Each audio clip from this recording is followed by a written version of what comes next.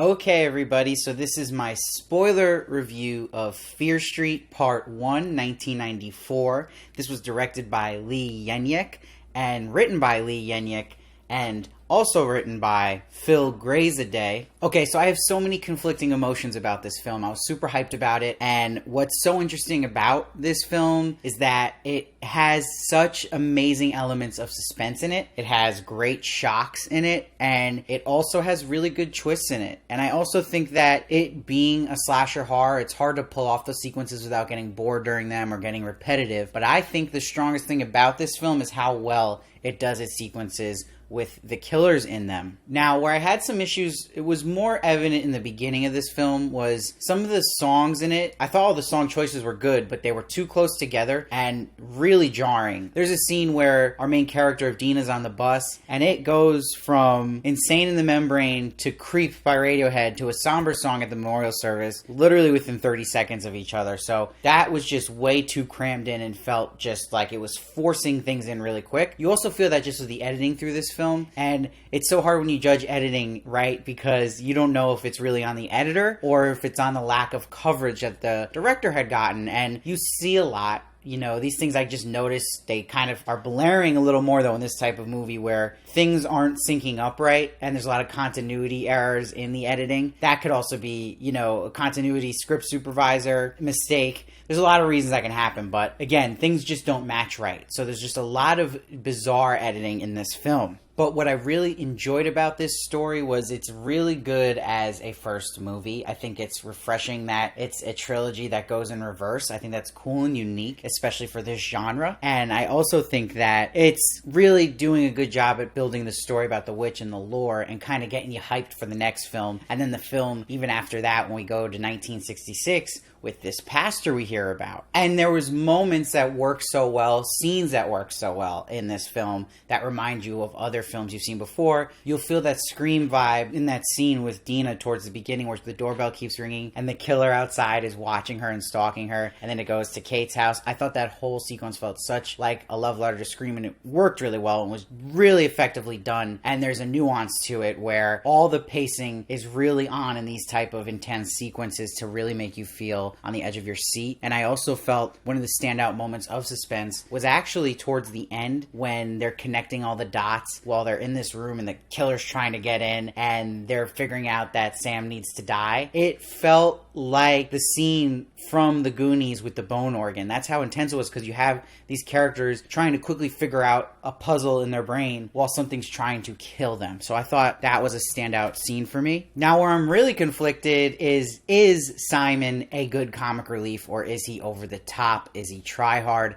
I still don't know. I didn't even know while I was watching it. I thought there was moments that were cringe, but that could even go to the writing where the line he says, pervert in a panty shop. You know, it's overwritten where they're like dropping joke after joke on top of each other where it's feeling forced. But then there's moments I thought were actually pretty hysterical, like when everyone's having their moments of love, but he's in the bathroom by himself and they insinuate that he masturbated to himself. I thought that was hysterical. But when I'm talking about shocks I love, I could not believe that we ended up seeing Kate, who we kind of get attached to and start to really like. And she got a lot of screen time too. So I was shocked that she, you know, was sliced up. That was a surprise that I was not feeling these type of surprises in films in a long time. Most are usually set up miles away, but those two deaths with her and then Simon getting the axe to his head really shocked me and I thought were really, really effective. But where there was some writing issues from our main lens in Dina being our main character, is that it almost felt silly how the father, who's an alcoholic, is mentioned, but we never see him. I think, like, if you compare it to a similar movie in It, that with the girl in It, we see very important character moments with her father, and it really makes you sympathize with her, where with Dina, when she has these big moments with Sam, and it will go to the end where she mentions that father, and she's not really going to be like him, and she had visions that she was when she wasn't with Sam, that would have felt more powerful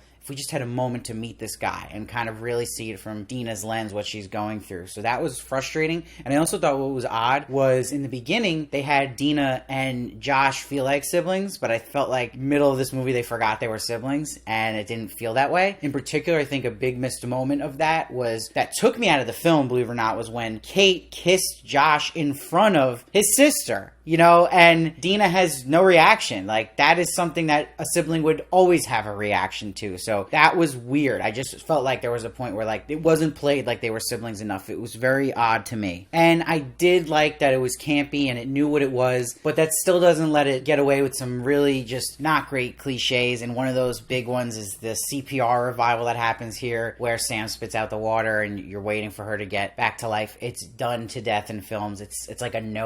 Don't do that anymore. There's got to be a different way to have her come back. So that was a little disappointing. But overall, most of this stuff was fresh in this film, which I really appreciated. And I think how they wrote Sam's character arc was really well done and paid off, and how she comes around to not being afraid to show her judgmental mother who she really is by kissing Dina in front of her mom. And also that we got that payoff of that she's not afraid now to show her true self to the world. So that I thought worked well. I really like how this film ended, and I think that continues with the shock here, and that it worked, and it wasn't just shocking to shock. That, you know, it was crazy to me when C. Sherman calls again, and that is Gillian Jacobs here, and this is leading into the sequel, right? And she's like, it's not over, it's never over. This is why I'm comparing it to It with Pennywise. It's very similar in that sense, and how they talk about this witch. You can't stop her, she makes the rules. And that, you know, big shocking moment that Sam comes downstairs and is possessed by the witch. Again, we get this like exorcist moment, and I love they played some Soundgarden here. The Day I Tried to Live. It's a perfect throw to the character of Sam, and that she's in that situation of trying to live. And it leaves that nice cliffhanger of Dina saying, I'm going to get you back, to Sam while she's possessed, and having that nice post-credits moment with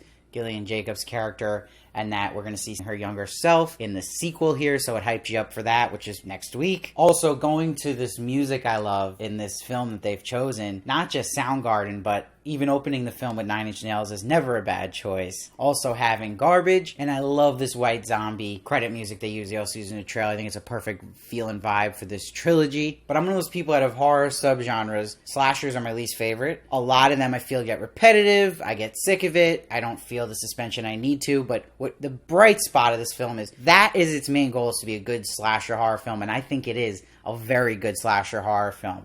But if we're going general film and story, it's very okay. And I think that's the disappointing part of it. But I'm actually shocked, because it's been years for me since I feel like I've enjoyed the vibes of slasher horror and scenes that really felt me on the edge of my seat. So I think that's a huge success for that in this film, because that's something not many films have accomplished recently, so I'm going to give it that. But I do think there was more potential here, and that if they had paid a little more attention to Dina's character and given us a little more in her shoes, and maybe have a stronger comic relief character, and maybe that's just by how the writing was for his character, but it did feel a lot of forced humor sometimes. So overall, I'm still very excited about the next film. I thought this was pretty good. I'm going to give this one an 8.1. I'm excited to see what number 2 is going to turn out. We're going to have Sadie Sink now from Stranger Things be the focus here, so it's going to be interesting to see how she does. And then we're going to have the third one the following week, so please make sure to subscribe to see all my reviews of Fear Street. But what I want to know right now is what you thought of this film. Let's see it down below. And also, if you haven't seen it yet, I had interviewed the actress of Sam in this film, Olivia Welch, who is brilliant. I interviewed her when she was just on the show Panic, so please check that out. It's a really fun interview. You can kind of get to know more about her. And please follow me at Steve Varley Show on Twitter and Instagram for more of me, and I'll see you next time.